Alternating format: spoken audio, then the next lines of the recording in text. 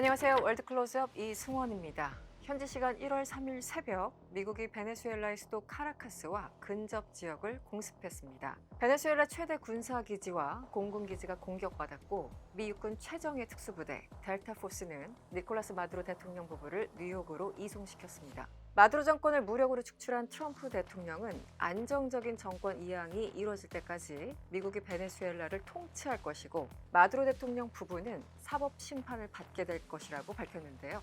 트럼프가 주장하는 범죄 혐의는 마약 테러리즘입니다. 이번 사태의 여파는 실로 엄청납니다.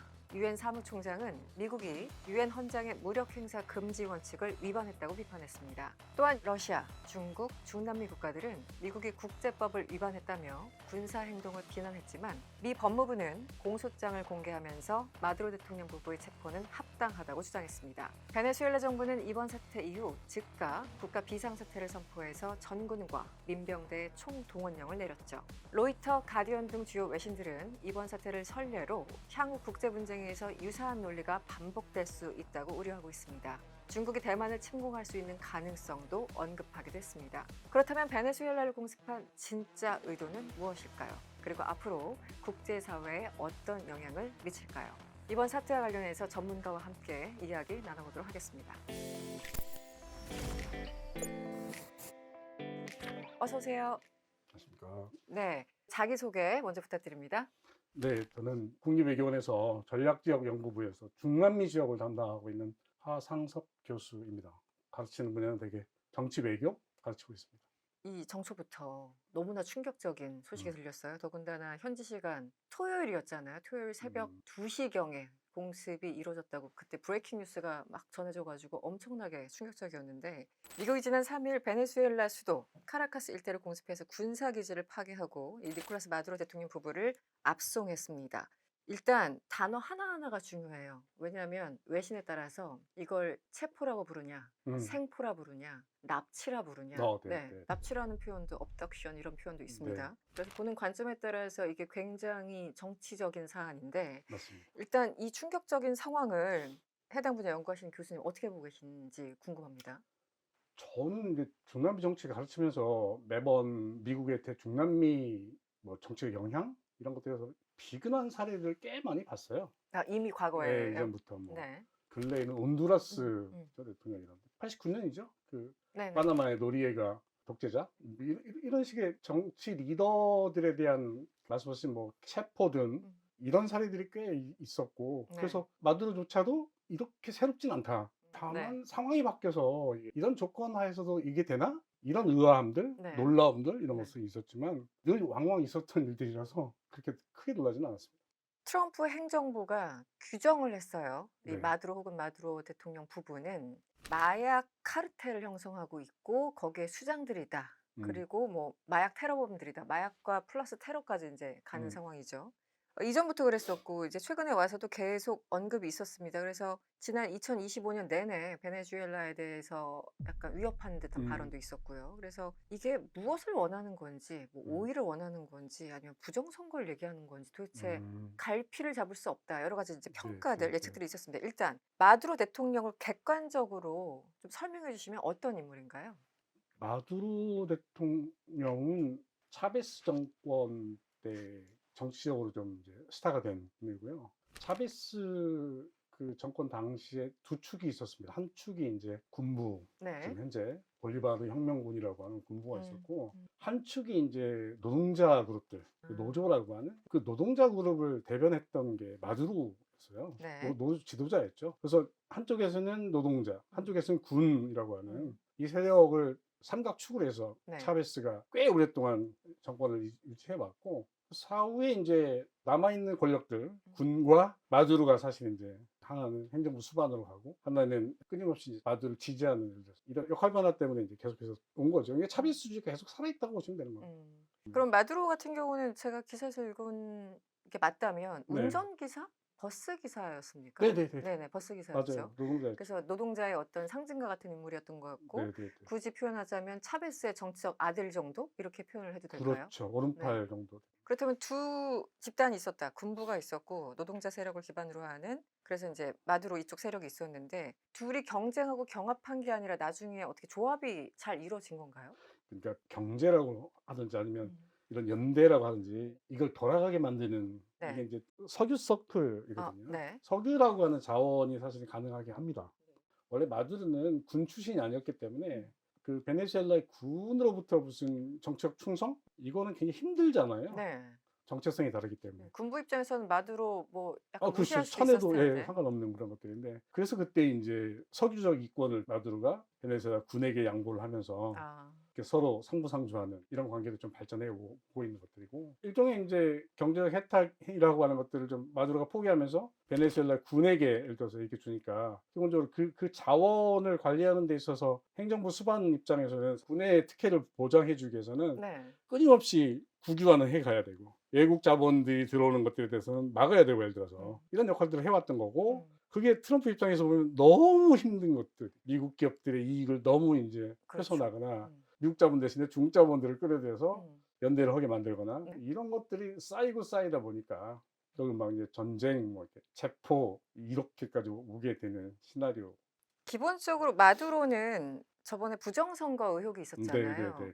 실제 국제사회는 그 선거 자체는 부정선거였다라고 인정을 했던 상황이죠. 네. 그거에 대해서는 뭐 이렇게 논란이 있다기보다는 어쨌든 마두로가 독재자인 거는 맞지 않습니까? 맞죠. 부정선거를 저지른 사람은 맞고. 그래서 마두로가 정확히 언제부터 집권을 했죠? 2014년부터 이게 음. 6년이거든요. 두 번 해서 이제 12년 했고요.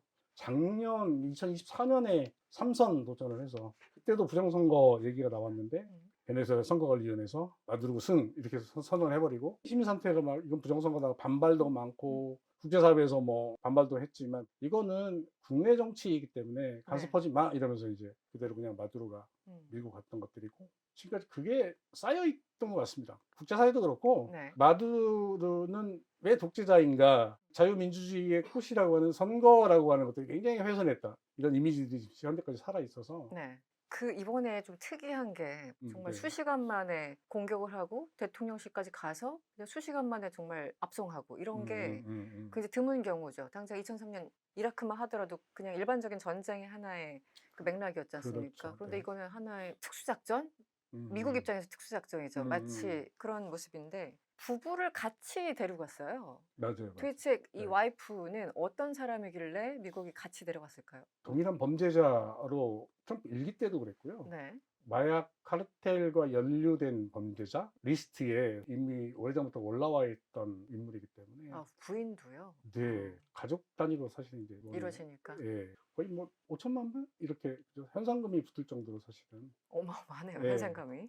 그 와이프 같은 경우는 되게 이제 마두로의 우리가 일반적으로 생각하는 대통령 부부의 역할 뭐 이런 개념들이 아니라 네. 마두로 와이프는 이분은 원래 직업이 변호사였고요. 네? 차베스가 쿠데타를 했어요. 그래서 그때 정권에 쿠데타가 실패하면서 감옥에 수감되고 막 이랬거든요. 네. 그때 이제 변호를 했던 아, 그때부터. 예, 굉장히 차베스의 법률적 측근, 오래됐구나. 법률 대리인 예, 네. 이렇게 했고 그리고 이제 99년도에 쿠데타로는 사실은 대권을 잡을 수 없다. 그래서 이제 정당을 하나 만들죠, 차베스가. 네. 제5공화국 정당이라는 걸. 그걸 만들어서 이제 선거를 통해서 대권에 승리를 했기 때문에 그리고 이제 같이 승승장구를 했고 차베스 때 한쪽에서 아까 이제 마두로는 노조 지도자에서 노동자들의 어떤 지지도 이런 것들을 좀 끌어왔다면 네. 마두로의 와이프 같은 경우는 정계 쪽에서 변호사 출신이다 보니까 국회 의원도 했고 의장도 했고 국회의장까지. 예, 검찰총장도 사실 했던 권력의 핵심 부분자들을 다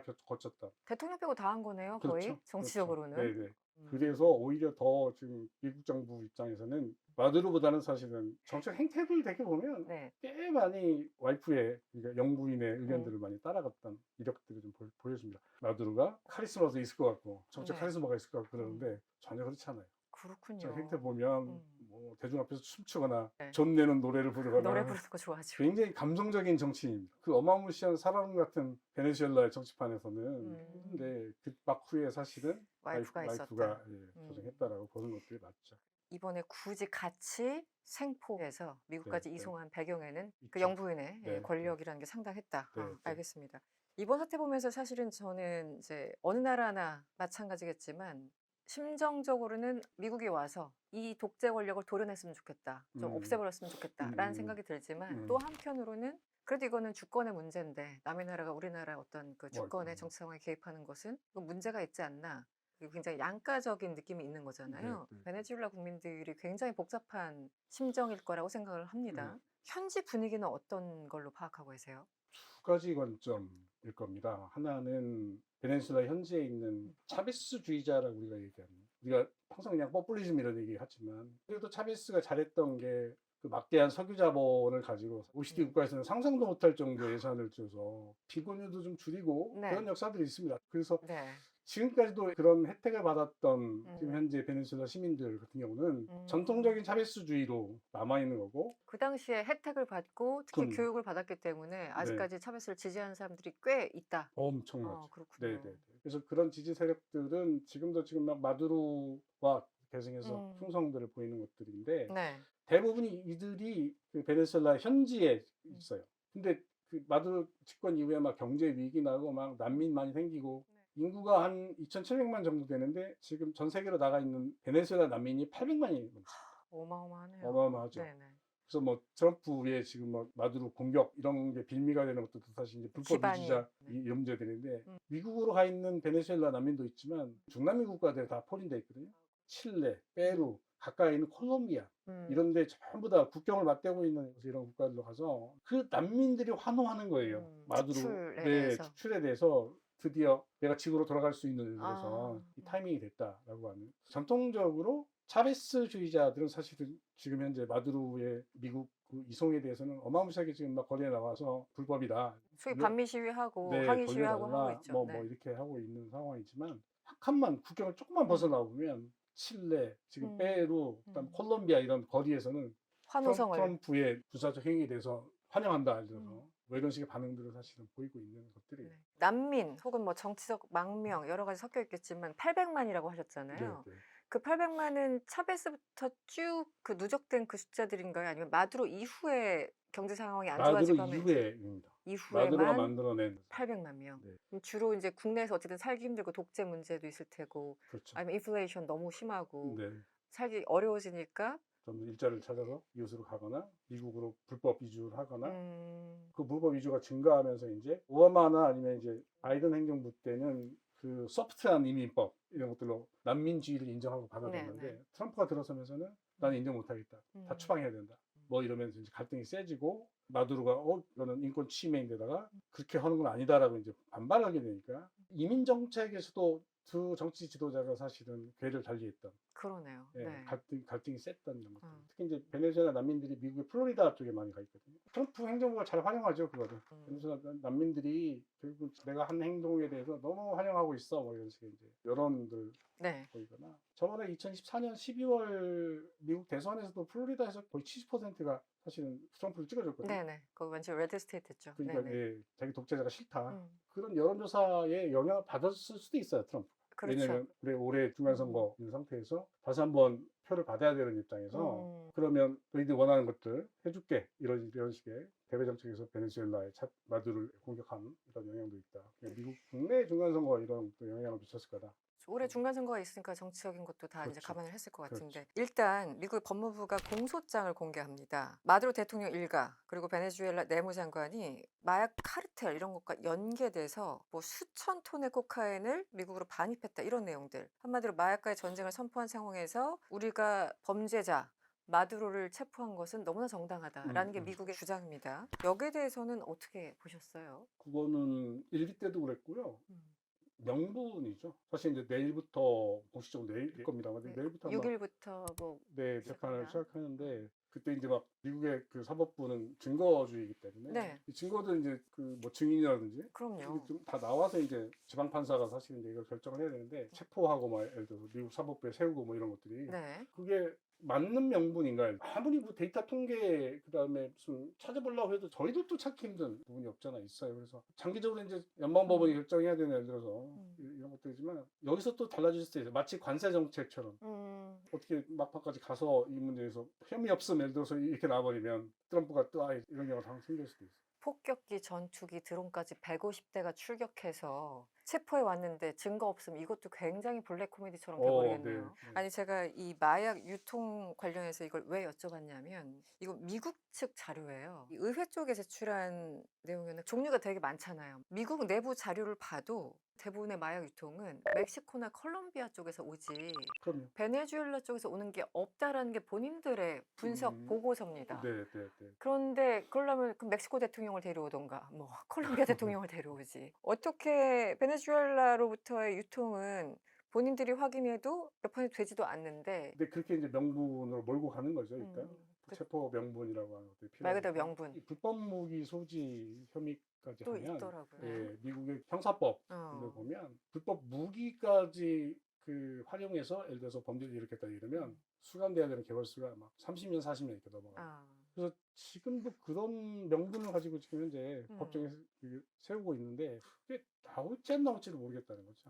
그리고 또 하나는 마약 관련해서 이자들이 범죄자다라고 했는데 얼마 전에 온두라스 전 대통령 역대 최대 마약 밀매업자였잖아요. 네. 그런데 사면해줬잖아요. 그렇죠. 그게 넌센스죠, 그러니까. 그러니까요. 미국 안보의 가장 무서운 이슈와 적이 마약이고 마약 카르텔이라고 한다면 비슷하게 온두라스 대통령도 그걸 잡고 있고 해야 되는 것들이 정치에 일관성이 없다. 그래서 못 믿겠다라고 하는 것들이잖아요. 그리고 마두로가 지금 현재 체포는 됐고 법정에 쓰겠지만 여유 있게 지금 웃고 있는 것들을 보게 되면 미국 시스템을 알기 때문에 자기도 사면될 수도 있고 그다음에 베네수엘라 내부에서 자기 충성도 지지도가 있는 예를 들어 세력들이 여전히 굳건하게 버티고 있는 예를 들어서 이런 거라서 굳이 사망하지 않는 이상 마두로에게도 사실 이제 어떤 식으로든 예, 뭐 풀려날 수 있을 판단을 받을 수도 있고 그래서 그렇게 비굴하거나 예를 들어서 뭐 이렇게 이런 태도는 보이지 않는다. 그러면 쉽게 얘기해서 미국의 궁극적인 목표가 뭐였을까요? 베네수엘라를 이렇게 치는 이유. 뭐 문제 있는 국가들 많지 않습니까? 베네수엘라에 대해서 이렇게 때리고 있고 멕시코에 대해서 이번에 좀 애매하게 네, 대답했고요. 아마 이번 인터뷰의 핵심인 것 같아요. 지금 주신 질문이 미국의 이제 대외 안보 전략이 바뀌었다라고 하는 거. 우리가 마가도 얘기하고 트럼프 2기 들어와서 국제사회에서 되게 국제 규범, 국제법 이게 다 필요 없다. 가치도 필요 없고 이제 힘의 논리, 그다음에 미국 우선주의, 미국의 이익의 거래 외교 뭐 이런 것들이 트럼프를 설명하는 다양한 이런 용어들로 나오게 되는데 그 안의 흐름들을 보게 되면 지금 현재 한 달 정도 지난 다음에 지금 이런 군사적 행동이 아예 지침서처럼 예를 들어서 그렇게 연계가 되고 있는 것들을 보게 되고 NSS 보고서에서 말하는 것들은 다시 우리가 미주 대륙 웨스트 헤미스페어 서반구에서 권력을 다시 찾겠다. 원로주의를 언급했는데 정말 실행에 옮기더라고요. 이거는. 그런 식의 강력하게 이제 직접적으로 군사적 행동을 보여주는 것들이고 중국의 영향력 배제하겠다. 이것도 NSS에서 나왔는데 중남미 국가가 33개국이거든요. 유엔에 등록돼 있는. 33개국. 그게 3개국인데 지금 1대1로 회원국입니다. 그래서 중국의 지원을 엄청 많이 받고 있어요. 그렇겠네요. 인프라, 에너지 투자, 광물 투자 이런 데서 22개 국가가. 근데 트럼프 이기 들어서서 한 나라가 지금 빠져나갔어요. 왜냐하면 이제 미국이 다시 돌아왔다. 몇몇 국가들이 지금 이제 탈퇴 움직임들을 보이고 있는 상태이고 그 첫 번째 타격이 사실은 베네수엘라에서 시작하는 것들이다. 그리고 우리의 백야드를 다시 찾겠다. 거죠. 결국은 마약에 대한 정확한 물증 그리고 뭐 최근에 마약 사범을 사면한 여러 가지 사건이 그래서 마약은 말 그대로 그냥 명분일 뿐이지 직접적인 이유는 아닐 테고 실제 트럼프 혹은 트럼프 행정부의 속내를 좀 보자면 역시 5일이 아닐까 싶어요. 이번에 그 프레스 컨퍼런스 스크립트를 찾아봤거든요. 민주주의라는 단어 하나도 안 나오고 5일로 검색을 했더니 27번이 언급됩니다. 그러니까 트럼프 입에서만 5일 얘기가 20번 이상 나왔고 뭐 마코 루비오 뭐 기자들 해서 나머지 한 7차례 정도. 그러니까 결국은 5일이었던 것 같습니다. 트랜스크립트만 보도. 맞죠. 자원이고요. 거래 외교, 그다음에 뭐 관세 전쟁 다 이게 경제적인 이런 이득 되찾아오고 있다라고 하는 것들이고. 그러니까 되찾는다는 표현도 그러니까 예전에 이 기업들을 다 국유했기 때문에 우리 거 뺏어간 거야 이런 맥락인 거죠. 그렇죠. 차베스가 기존에 이제 그 미국의 석유 기업들이 되게 가서 이제 인프라 투자라든지 음. 개발이라든지 뭐 유통이라든지 이런 걸 다 했는데 다 해줬는데. 차베스가 딱 들어서면서부터 이제 페데베사라고 하는 국영 석유 회사를 만들면서 전부 다 국유화를 시켰고, 이거는 미국 기업들의 이익을 어마무시하게 침해한 사건이다. 언젠가는 되돌려받겠다. 그건 똑같은 논리거든요. 지금 현재 공격의 가장 큰 빌미가 될 수 있는 것들이고, 속내를 숨기지 않는다. 이게 맞는 것 같아요. 역사적으로 보면 베네수엘라는 석유 생산 매장량 세계 1위. 3,030억 배럴로 추정된다. 전 네, 세계 네, 네. 17%의 매장량. 정말 압도적인 매장량. 압도적이죠. 압도적인데 네. 문제 좀 성질이 좀 다른 석유라서 한마디로 저질석유라고 네, 하던데요. 네, 가공 비용이 너무 많이 들어가는. 그럼에도 불구하고 사실 이제 양이 많으니까 기본적으로 꽤 오랫동안 베네수엘라 석유 혜택을 봤죠. 미국이 네네. 20세기 초반 때부터 미국은 석유 개발이 안 돼 있는 상태고, 대부분 베네수엘라 석유 가지고 이제 그 경제 발전하고 에너지 공급하고 이렇게 살아오다가 갑자기 이제 국유화를 해버리니까. 예, 국유화 해버리고 뭐 다 교체하겠다 이렇게 나오니까 이제 데미지를 많이 받긴 했죠. 사실 이번에 1월 3일 공습이 일어나기 전에 지금 베네수엘라를 계속 이제 공격하려고 하는데, 트럼프의 속내는 석유는 아니다. 왜냐하면 그 전문가들 입장에서는 그 소위 말하는 저질 석유고, 미국은 자체적으로 지금 오일 생산량이 상당히 그렇죠. 늘어났잖아요. 스스로 생산데다가 저질 석유가 있는 뭐 베네수엘라 그걸 노려가지고 한다? 이거는 넌센스다. 그래서 다른 정치적인 의도가 있다라는 게 그 저자의 논지였어요. 근데 지금 보니까 네. 오일 얘기만 하고 있잖아요. 그거는 이제 정확하게 보면 심플하게 매장, 생산, 유통, 판매 이것만 봤을 때 그런 거고, 트럼프가 생각하는 오일이라고 하는 것들은 그게 아니라 인프라를 건설하는 거. 중국으로 수출하는 문제들, 수출 구조까지도 전부 다 연계돼서 보면 본인들이 통제할 수 있으니까. 그렇죠. 네. 거기까지 가면 당연히 그렇게 명문상으로 예를 들어서 그렇게 얘기할 수 있죠. 어쨌든 석유라는 걸 자원을 경제적인 관점에서도 그렇고 사실은 정치적으로도 활용할 수 있으니까 일단 내 손 안에 들어오는 게 무조건 이득이야라는 게 트럼프의 어떤 논리라는 말씀이신 그렇죠, 것 같고요. 그렇죠. 네. 또 하나는 이런 행동을 할 때는 국내 정치적으로 좀 호소력이 있어야 되는 거잖아요. 네. 그 특히 뭐 트럼프 같은 경우는 중간선거 앞두고 마가 세력한테 어필을 해야 되는 건데, 마가 세력 내에서도 굉장히 다양한 목소리들이 있는 것 그렇죠. 같습니다. 네, 네. 맞아요. 그럼에도 불구하고 다수의 마가 세력들은 이렇게 힘 자랑하는 걸 또 좋아하는 것 같기도 해요. 정치적인 이득이 뭐가 있을까요? 일단 중간선거에서 도움이 된다고 생각을 했던 일단 걸까요? 네, 궁지에 많이 몰려 있는 지금 앱스타인 파일도 그렇고. 예, 네. 그 지지율 계속 하락하고 있는 그렇죠. 상태고, 펀드 관세 때. 정쟁하면서 지금 데미지를 너무 많이 사실은. 그럴 때마다 정치 리더들이 선택할 수 있는 것들은 되게 이제 외부의 적을 만들어서 그렇죠. 뭔가 어텐션들을 그쪽으로 끌어올려는 이런 전략들을 많이 쓰는 것들인데, 네. 전형적인 예를 들어서 전형적으로. 행태였기 때문에 사실 이제 트럼프의 정치 외교적인 행태들 보면 일단 저질러 놓고 본다. 수습은 나중에. 이거는 되게 국제법 위반이다라고 미국 내에서도 사실 이제 공화당이니 민주당이니 의원들이 얘기하잖아요. 이거는 군사적 행위를 하려면은 미국의 의회의 동의를 얻어서 그렇죠. 그렇게 해서 들어가야 되는데 보고도 안 했다. 행정 권력 가지고서 이런 어마무시한 결정을 내리고. 다른 국가를 대상으로 전쟁을 했다. 네. 이거는 철저하게 의회의 권력을 무시한, 예를 들어서 이런 결정이기 때문에 유엔에는 국제법 위반뿐만 아니라 미국 헌법 위반이라, 예를 들어서 네. 이렇게 막 공격들 하고 있잖아요. 그러니까 네. 저는 이게 후폭풍이 더 올 수도 있다. 이번에 베네수엘라 공습을 보면서 아까 교수님 말씀하신 것처럼 중남미 개입의 역사가 다시 시작되는구나. 네. 또 왔구나. 이런 네, 말씀 네, 해주셨잖아요. 당장 1월 3일이란 날짜도 좀 그렇고 1월 3일 날짜에 대해서 조금 의미 설명을 해주시면 어떨까요? 신기한 게 이제 역사적 우연 이럴 수도 있는데, 네. 89년 노리에가 그 독재자였죠, 파나마에. 그때도 비슷한 사건입니다. 마약 범죄. 아, 당시에도? 네, 연루해서 체포를 했고, 네. 사실은 뭐 파나마하고 베네수엘하고 비교할 건 아닙니다. 국가 규모라든지 그다음에 범죄의 규모라든지 이게 좀 다르기 때문에 네. 비교할 건 아니지만 비슷한 형태의 아주 동일한 사례로 사실은 마약 사범으로 사실은 체포를 했고, 네. 마약 사범은 일반 범이기 때문에 네. 유엔 헌장에 얘기 있는 국가 원수에 대한 면책 특권, 이것들은 적용을 안 시킨다. 그냥 일반 범죄자로 잡아다가 미국의 사법부에 세우겠다, 이렇게 잡아간 스타일이 있죠. 네. 1989년 노리에가가 체포돼서 미국으로 이송된 날짜가 1월 3일입니다. 딱 같은 날. 예, 저희들도 뭐 으뜨아했어요. 그럼 아버지 부시 때네요. 네, 아버지 그때. 부시 때. 네. 아버지 부시도 약간 정치적으로 좀 몰리는 상황이었습니까? 공화당의 일반적인 그 대중남미 정책이라고 하는 것들이 사실은 늘 보면 이제 말과의 전쟁, 네네. 항상 그다음에 강한 이민법 네. 이런 것들이 있죠. 정권마다 좀 다르긴 한데 트럼프가 워낙 강하다 보니까 미국 유권자들에게 좀 강하게 어필해서 사실 이제 지지도를 끌어올리려고 하는 네. 대통령 정책으로 쓰는 것들이어서 네. 그때 부시 공화당도 마찬가지로 사실 이제 그런 정책들을 폈죠. 그 중남미 연구하는 학자들 사이에서는 1월 3일이라는 게 그런 의미가 있고 네네네네. 마침 그때 또 역시 공화당 정부였고 네네. 여러 가지 있었죠. 근데 이유를 찾아봤더니 늘 준비는 하고 있었고 마침 1월 3일이 기상 상황이 좋았다. 뭐 네. 이렇게 설명을 맞아요. 하긴 맞아요. 하더라고요. 맞아요. 네. 군의 설명이죠, 그게. 그렇죠. 설득력은 있습니다. 일단 맞아요. 시야가 확보돼야지 예, 전투기를 띄울 수 있으니까. 일단 설명은 그렇지만 1월 3일을 노렸을 수도 있다.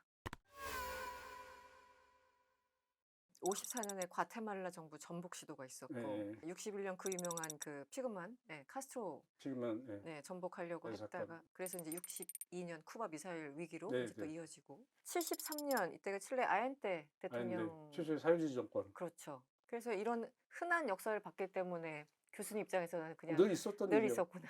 늘 있었던 일이고. 네. 다만 새로운 환경에서 뭐가 다른 특징을 갖지? 이게 중요한 것들이죠. 지금 현재 국제 정세에서 이런 체포라고 하는 것들, 특별한 의미가 있는 것들인가에 대한 관심들이 좀 있지. 역사는 매일 반복되어 왔으니까. 왜냐면 농담이 있습니다. 멕시코에. 시는 멀고 미국은 가깝다. 그 이게 멕시코에서 나온 얘기군요. 네네. 카톨릭 사회에서는 그럼요. 그 시는 너무 멀리 있어서 자기도 도와주지 않고 너무 미국 가까이 너무 있어서. 가까이 있어서 늘 간섭하고 개입하고 강제하고 그렇다. 진짜 그- 역사적 경험에서 우러나오는 얘기네요. 네네. 그거는 뭐 중남미 이해하면서 굉장히 뼈 있는 문구입니다. 그래서 지금 베네수엘라 공습이 중요한데 특히 음. 공개적으로 지금 경고하고 있는 뭐 쿠바 등등 네, 네, 네. 멕시코 그 대통령이 지금 유지하는 정권이 아니고 마약 카르텔들이 운영하는 나라야 뭐 이렇게까지 얘기를 해버렸으니까 어디가 떨고 있나요 지금? 지금 콜롬비아 좌파 정부인데 지금 사이가 안 좋습니다. 사이가 안 좋죠. 네. 트럼프가 사이가 안 좋고 멕시코의 셰인바움 대통령 같은 경우는 사실 중립이에요. 우리는 개입하지 않겠다. 아예 외교 기조가 그렇고요. 저는 마크 루비오가 결정할 거라고 봐요. 지금. 마크 루비오가 상원 의원 할 때부터 쿠바 문제는 계속해서 그랬죠. 건드려 왔기 때문에 쿠바 관련된 뭐 입법도 뭐 굉장히 많이 냈고요. 지금까지 늘 쿠바의 그 에너지를 네네네. 베네수엘라가 책임을 져왔는데 아예 유조선들을 납포해버리거나 쿠바로 못 들어가게 만들어서 지금도 그렇지 않아도 에너지가 없어가지고 막 정전에 네네. 그래서 경제 아수라장이죠. 위기에 네. 막 국가 위기까지 다 와 있는데 제가 봤을 때는 베네수엘라는 대통령을 잃었지만 쿠바는 에너지를 잃은 거예요. 그럼 국가 자동 연계. 네. 그렇게 봤을 때는 굳이 직접적 군사 행동 않고도 쿠바는 잠일 수도 있다. 그러네요. 에너지가 없으면 베네수엘라 하나를 건드리면서 쿠바를 스스로 망하게 하고 굉장히 많은 효과를 보고 있죠. 지금. 중국에 메시지 던지고 네. 이런 상황이 됐군요. 중국도 그렇고 쿠바도 그렇고 옆 밑에 있는 콜롬비아, 브라질도 지금 그죠. 그러네요. 간접적으로 네. 경고하는 다목적 전쟁이라고. 네, 냉전 시절도 아니고 이렇게 참. 그러니까요. 마지막으로 베네수엘라 부통령이 권한 대행을 하기로 했고 지금 저희들이 이제 녹화하는 게 5일이지만 이게 매일마다 또 얘기들이 바뀌기 때문에 어떻게 될지 모르겠습니다. 일단 트럼프 대통령이 얘기하는 것과 마크 루비오 국무장관이 얘기하는 것도 서로 결이 달라가지고 언론들이 좀 다르죠. 헷갈려 하는데 한마디로 지금 현재까지 트럼프는 우리가 직접 운영하겠다. 마크 루비오는 약간 한 발 떨어져서 그쪽에서 관리가 잘 된다면 우리는 그들의 협력을 압박할 수 있어. 뭐 이 정도로 약간 물러나 있는 그런 상황. 어떻게 될지 모릅니다. 그런데 이걸 상상하기가 너무 어려워요, 지금. 베네수엘라가 어떻게 될지. 어떻게 전망하세요? 베네수엘라의 미래. 그건 진짜 예상하기 힘든 것들이에요. 지금 베네수엘라 입장에서 그 권력 공백 상태이기 때문에 네. 대행이 지금 부통령으로 가야 된다. 그 권한에서 가장 큰 거는 군 통수할 수 있느냐. 지금 이 전쟁에서 가장 지금 약간 아웃사이드에 빠져 있는 게 베네수엘라 군이거든요. 아무것도 역할을 안 한 거예요, 지금. 그리고 이 군은 끊임없이 트럼프도 그렇고 베네수엘라 지금 대행체도 그렇고 이 군을 끌어들이기 위해서 사실은 이게 포섭 작업들을 계속 하는 거예요. 근데 군은 아까 말씀드렸다시피 베네수엘라 군의 존재는 베네수엘라 석유와 함께하는 공동체. 이 석유 자본을 누가 가져갈 것인가에 대한 문제에서 트럼프가 미국 기업들에게 준다고? 그러면 베네수엘라 군은 강력하게 저항하고 나올 거예요. 뭐 마두로를 뺏기면 많이 이런 거 그쵸. 아니 자기들의 경제 이득과 관련돼 있는 예를 들어서 이런 건데 그런 경제 정책을 편다고 그러면 가만히 있을 수 없다. 불사하게 전면전을 불사할 정도로. 근데 지금 침묵을 하고 있어요. 핵심은 그건데 전쟁의 핵심이 석유라고 우리는 알고 있는데 그 이후에 석유에 대한 이권이 과연 어디로 넘어갈 것인가에 대한 주도권 전쟁에서 누가 누가 얼마나 누구를 파트너로 설득을 잘할 것인가라고 하는 트럼프가 됐던 베네수엘라 군이 됐던 그다음 차기 뭐 대행이 됐던 그다음에 우리가 미래 리더라고 하는 무슨 뭐 과이도 그다음 스페인에 지금 망명에 가 있는 에드몬도 곤잘레스 네. 목소리를 누가 크게 낼지 누가 재빨리 연대해서 미국의 손을 잡아서 새로운 베네수엘라 정치를 할지 안 할지 그래서 아무도 모른다는 거고요. 아무도 모른다. 너무 그 이해 당사자들이 너무 많아 지금. 게임 이론 갖고 풀어보려고 해도 힘든 상황입니다. 아무리 미국과 친하다고 하더라도 혹은 지금 마두로의 반대편에 서 있다고 하더라도 그 사람들도 결국은 베네수엘라 국민들이고 그 나라를 유지하기 위해서는 이 석유 산업이 굉장히 중요하기 때문에 네. 그 누구도 이 이권을 뺏기려고 하지 않잖아요. 그러니까 그렇죠. 굉장히 고체방정식이 되고 있는 것 같아요. 네. 정치적인 지지와 어떤 미국과의 학자는 관계와. 미국과 중국이 연대할 수도 있다. 중국은 베네수엘라 석유에 대해서 입도 선매 방식. 아, 중국이 라틴 아메리카에 2023년 4년 투자액이 한 1,300억 정도 돼요. 그 절반이 베네수엘라에 가 있어요. 아 한 그래요? 600억이 넘는 돈들이 베네수엘라에 투자가 돼 있고 그 순수하게 이제 중국의 투자죠. 거기에서 비중을 따져보면 석유 인프라 그다음에 새로운 광구 개발 이게 석유가 있는지 없는지도 모르는데 이미 중국 다 사는 거예요. 입도 선매 방식으로 어마무시하게 투자해놨는데 이거 꽤 그죠 발 빼기도 지금 힘든 상황이어서 그러네요. 중국의 네. 투자자본을 어떻게 회수할 것인가를 놓고도 미국하고 딜할 수도 있는 혜택을 좀 더 줄게 이건 좀 풀어줘 네. 뭐 이런 식으로 할 수도 있고 그러려면 주도권을 잡아야 되는 거. 이번 베네수엘라 공습 자체는 국제법 위반이고 법적으로 뭐 이론적으로 이런 것이 아니라 안 좋은 선례를 남길 수 있다. 안 좋은 시그널 줄 수 있다. 네, 네. 당장 우크라이나 전쟁을 그럼 누가 비난할 수 있는 것인가? 그렇죠. 네. 그리고 중국이 대만을 공습한다면 그거 누가 뭐라고 할 것인가? 그렇죠. 미국의 논리에 따르면 앞으로 이제 진짜 안 좋은 선례를 남기는 것이어서 네. 가장 비판을 받고 있는 게 그거예요. 패권 안정론에서 가장 중요한 것들은 이제 패권을 가진 국가의 행태라고 하는 것들, 윤리적이고 도덕적이어야 되고 자제해야 되고 인내해야 되고 이런 어떤 가치라고 하는 것들이 이번 한 번에 그냥 체포작전, 군사적 행동으로 무너져 버렸다. 중국이 무슨 대만 공격하게 되면 아니 너희는 전쟁도 되고 우리는 하면 안 돼? 그건 말이 안 되는 애들이라. 원래 진짜 우리는 같은 민족이었어 이러면서. 그렇죠. 네, 그렇죠. 중국은. 네, 이런 인식들이 미국 사회 내에서 커지게 되면 트럼프에게 다시 돌아올 수 있다 부메랑이. 올해 중간 선거니 떨어진 지지도 상승이니 네. 이런 다양한 이런 뭔가 목적을 가지고 일으켰을 텐데 네. 베네수엘라 내부 상황도 봐야 되지만 미국 유권자들이 어떤 결정을 할지 음. 이것도 잘 봐야 된다라는 것. 미국의 베네수엘라 공습을 보면서 역사적인 사건들 떠오르고 이 시대의 흐름이 어떻게 가는지도 여러 가지 생각들이 드는데 교수님, 네. 뭐 중남미의 미래랄까 마지막 말씀 네. 좀 해주시면 어떨까요? 일단 우리 한국 입장에서 중남미 대륙이 너무 스터디가 안 돼 있는 맞아요. 이런 지역이고 늘 이런 사건이 터져야 맞아요. 겨우 그죠? 그리고 그 대국인 미국이 좀 개입돼야 외교적으로 관심을 갖거나 맞습니다. 저희 국립 외교를 포함해서 네. 대한민국 외교 라인에서 업무를 하시는 분들은 전략적 전략적 모성 계속 유지가 필요하다. 이제는 이제 전략적 자율성 외교를 할 때가 됐습니다. 한국도. 그렇죠. 우리가 선진국 대의에 들어섰고 진정한 선진국은 행동을 했을 때 선진국이지. 그냥 그래 우리는 그냥 경제 대국이 됐으니까 다른 말 원조하는 국가가 됐으니까 이런 말이 아니라 국제사회에서 행동으로 좀 보여주는 외교적 메시지를 강하게 좀 자율성을 가지고 낼 수 있는 그렇게 가야 된다. 여러분 강하게 살아남읍시다. 알겠습니다. 오늘은 미국의 베네수엘라 공습과 그 여파에 대해서 전문가와 함께 알아봤습니다. 교수님 오늘 말씀 잘 들었습니다. 고맙습니다. 수고하셨습니다.